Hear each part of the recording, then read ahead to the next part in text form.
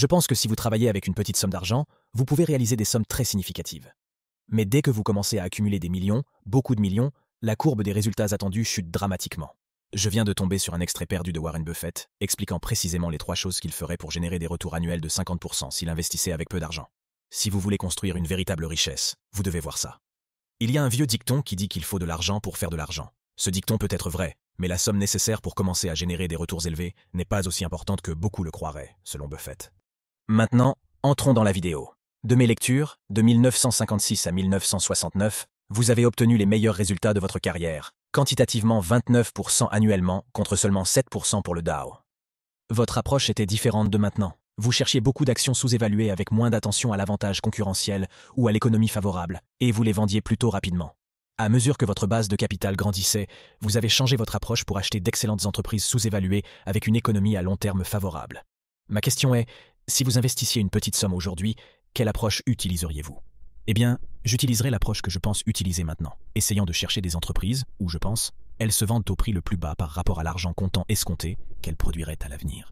Mais, si je travaillais avec une petite somme d'argent, l'univers serait énorme comparé à l'univers des idées possibles avec lesquelles je travaille maintenant. Vous avez mentionné que de 56 à 69 était la meilleure période. En fait, ma meilleure période était avant cela, juste après avoir rencontré Ben Graham au début de 1951. Mais de la fin de 1950 au cours des 10 prochaines années, en fait, les retours ont été en moyenne d'environ 50% par an, et je pense qu'ils étaient de 37 points mieux que le Dow par an, quelque chose comme ça. Mais là, je travaillais avec une toute petite somme d'argent, donc je pourrais parcourir des volumes d'entreprises et je pourrais trouver une ou deux dans lesquelles je pourrais investir 10 000 $ ou 15 000 $, qui étaient juste ridiculement bon marché.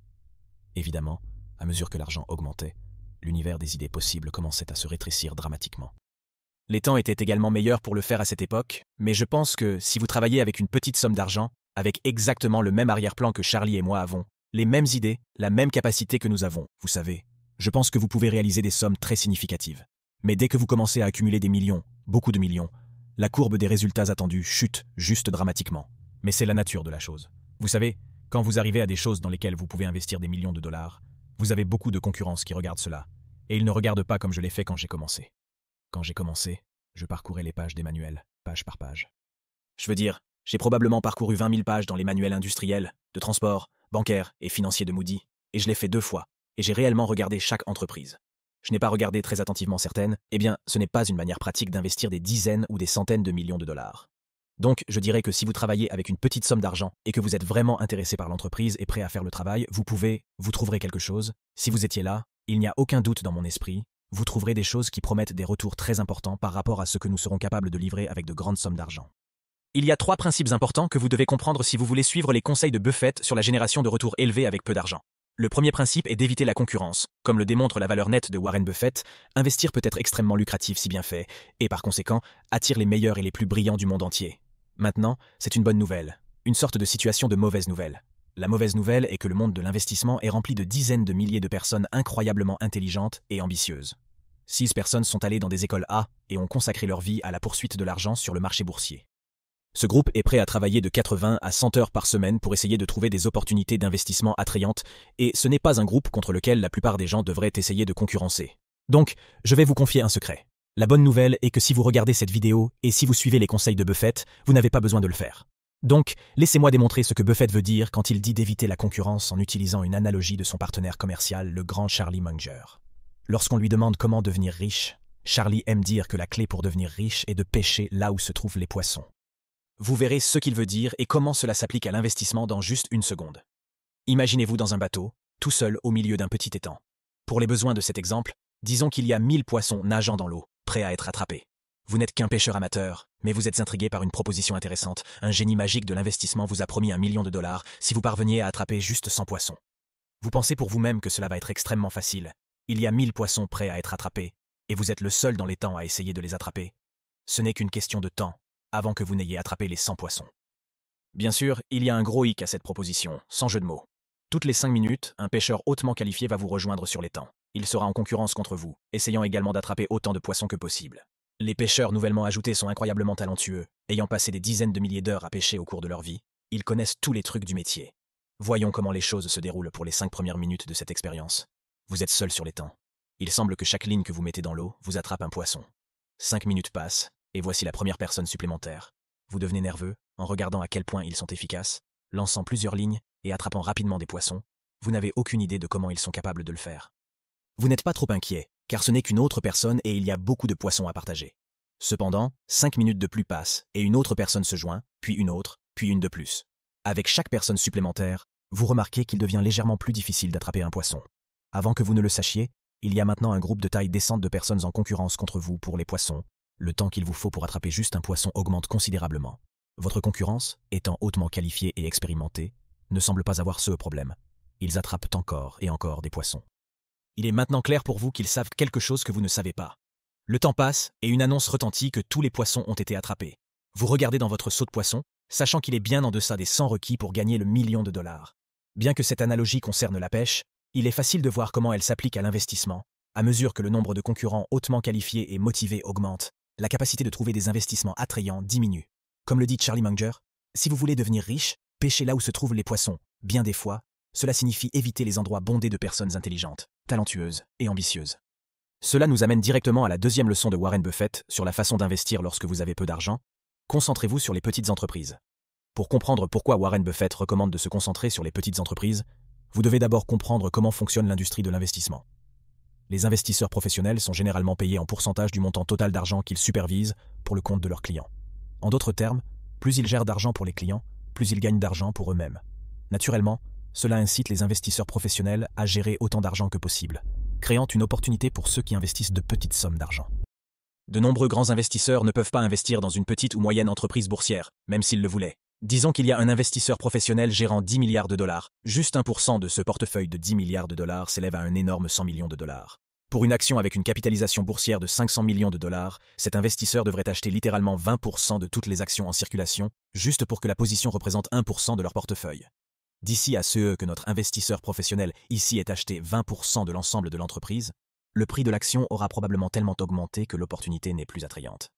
À cause de cela, de nombreux investisseurs professionnels ne regardent même pas une action jusqu'à ce que l'entreprise atteigne une certaine taille. En d'autres termes, il y a moins de concurrence lors de l'investissement dans des entreprises à petite capitalisation boursière. Un jeune Warren Buffett a compris cette dynamique, et cela a créé de merveilleuses opportunités pour lui lorsqu'il commençait. Lorsque Warren investissait de petites sommes d'argent, il y a des décennies, il devait passer littéralement des mois à parcourir des documents financiers dans une bibliothèque lugubre sans fenêtre pour trouver juste une idée potentielle. Heureusement pour nous, Internet a rendu le travail difficile de filtrer des milliers d'actions beaucoup plus facile. Tout. Ce que nous avons à faire est d'aller sur un screener d'actions et de sélectionner les critères que nous recherchons. Mettons notre fourchette de capitalisation boursière entre 100 millions et 1 milliard. Pour le ratio PE, mettons cela à moins de 15. Ensuite, nous pouvons aller à la section financière du screener et mettre le bénéfice net à plus de 0 pour filtrer toutes les entreprises non rentables. Les critères nous fournissent une excellente liste d'actions à examiner plus en détail. Maintenant, revenons à la vidéo. Le troisième principe de Warren Buffett sur la façon d'investir avec peu d'argent est de se concentrer sur vos meilleures idées. La sagesse conventionnelle en matière d'investissement stipule que les investisseurs devraient avoir ce que l'on appelle des portefeuilles hautement diversifiés. En termes plus simples, cette prétendue sagesse conventionnelle recommande aux gens d'avoir des portefeuilles d'actions composés de dizaines, sinon de centaines d'actions. Buffett croit que c'est une manière incroyablement stupide d'investir si votre objectif est de générer des retours élevés. Au lieu de favoriser la diversification, Buffett préconise une approche concentrée où les investisseurs se concentrent sur quelques entreprises merveilleuses qu'ils comprennent bien. Il croit que les opportunités d'investissement vraiment grandes sont rares. Cependant, lorsque ces opportunités se présentent, Buffett dit que vous devez être prêt à bondir. Une histoire des jours de collège de Buffett illustre ce point.